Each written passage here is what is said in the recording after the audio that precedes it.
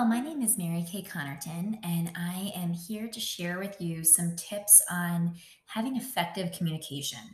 So, how can I encourage effective communication with my child? Communication is key, and oftentimes communication becomes the root of when problems begin to arise. So, if we can allow ourselves to understand communication and then how we can effectively communicate and then trickle that down to our children just makes for a better way of life. So let's dive into some ways to have effective communication. A little bit about myself. Again, I'm Mary Kay Connerton, and I'm the wellness coordinator at Annapolis High School. And I provide continued support in the realm of wellness within various departments and programs and schools district wide. So, hence why I'm here today to join in with Family Academy on how we can effectively communicate with our children.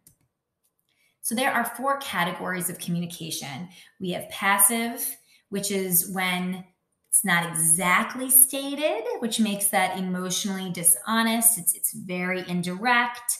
It can be blaming, or you can come out as an apology to start, but then it's really not.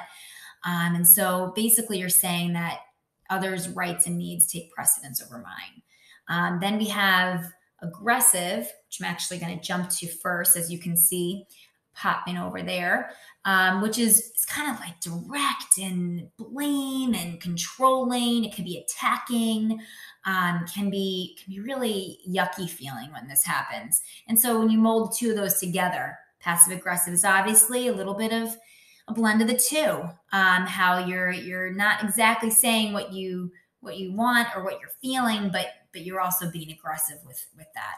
And then we have finally assertiveness. And so being assertive means when you are really taking into account how you can honestly say what you're thinking or feeling while keeping others' emotions involved.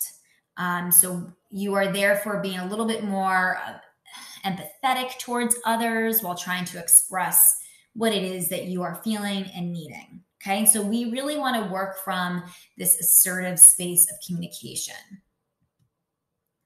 With our own communication, we want to be sure to be practicing I statements. When we practice, we are modeling for our children, and then our children will carry suit.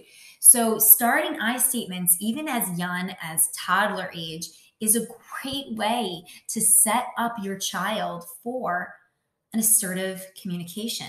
So I feel because, and when this happens, I feel, or what I need is. And so when you're using the sense of I, it's putting the control and ownership within yourself, which then eliminates the passive aggressiveness. It also helps you to be from a space of knowing, which then really backs off of that aggressive nature.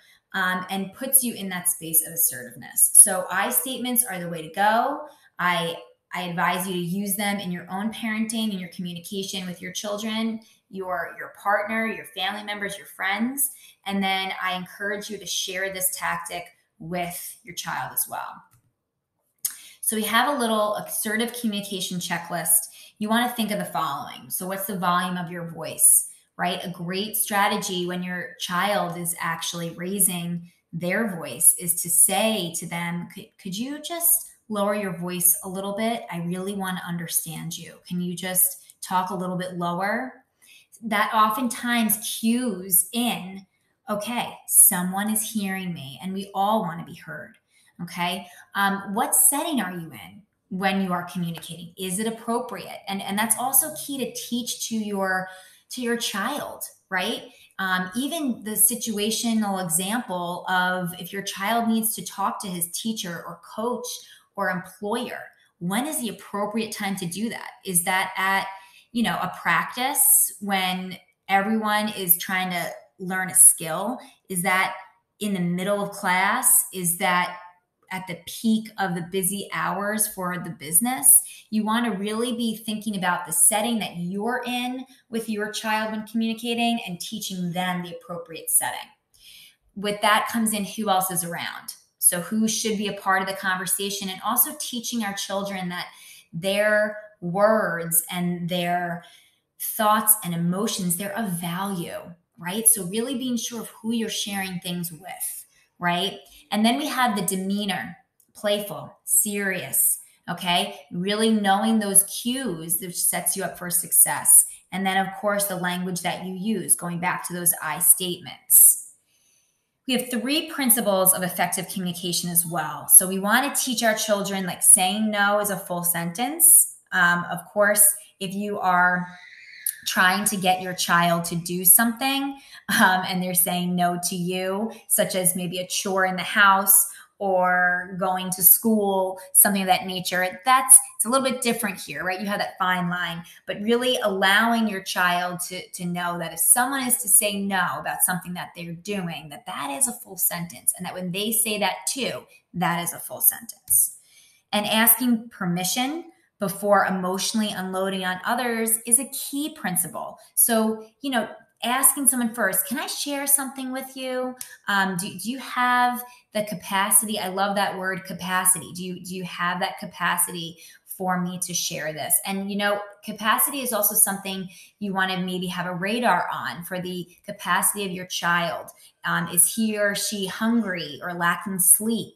Or just not in a place to talk about something? Are you maybe not in that space to talk about something? So really taking that awareness piece into play here.